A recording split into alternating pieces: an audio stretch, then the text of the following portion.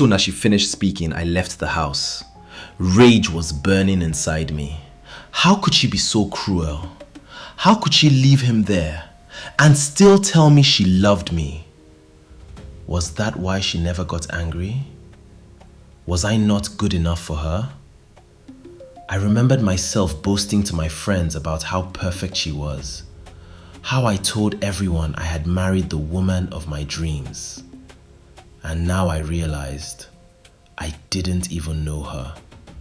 She was an elder in church for Christ's sake. I had believed I knew everything about her, trusted her completely. But now I realized I didn't know her at all. I walked through the streets, rain soaking my clothes, pavement glistening under the streetlights. Every shadow seemed to mock me. I kept asking myself, was I not enough? Was I blind all these years? Memories of our life together flashed before me. Our wedding, our laughter, our daughter, and then the newspaper, the secret, the accident. I reached the bar and bought drinks, trying to forget, even for a little while. The bar was dim and quiet. The smell of alcohol and faint smoke filled the air.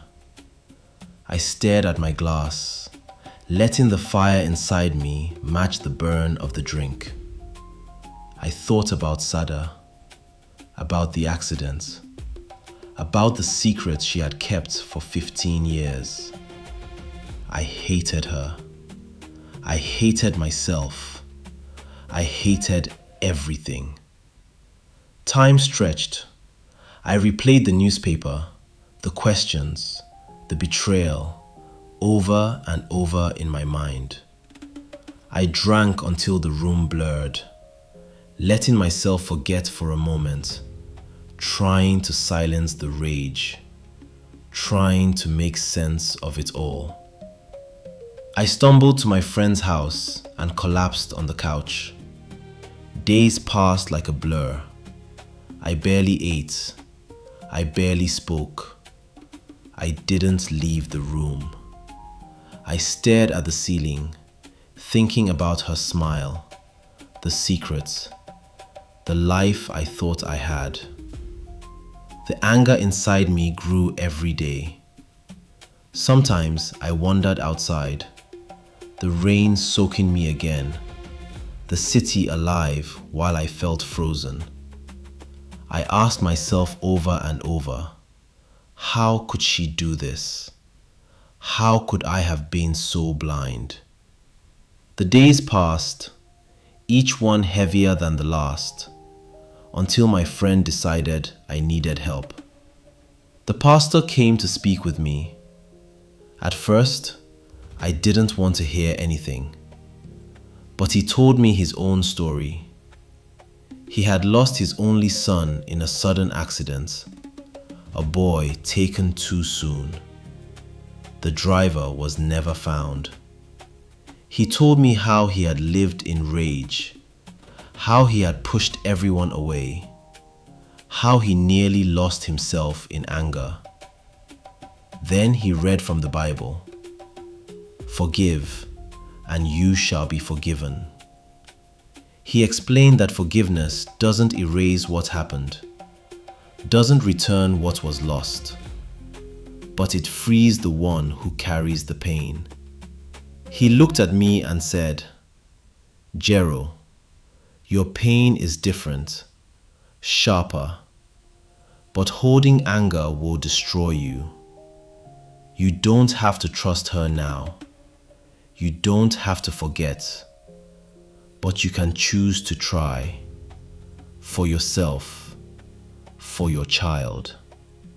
And for the first time in days, I felt a small crack in my rage.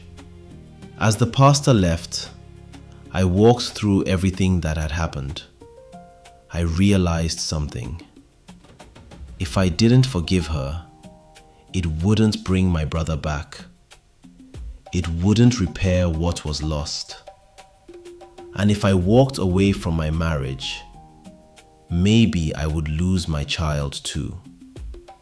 Staying alone wouldn't heal me. It would only make the pain grow deeper. People keep secrets for many reasons.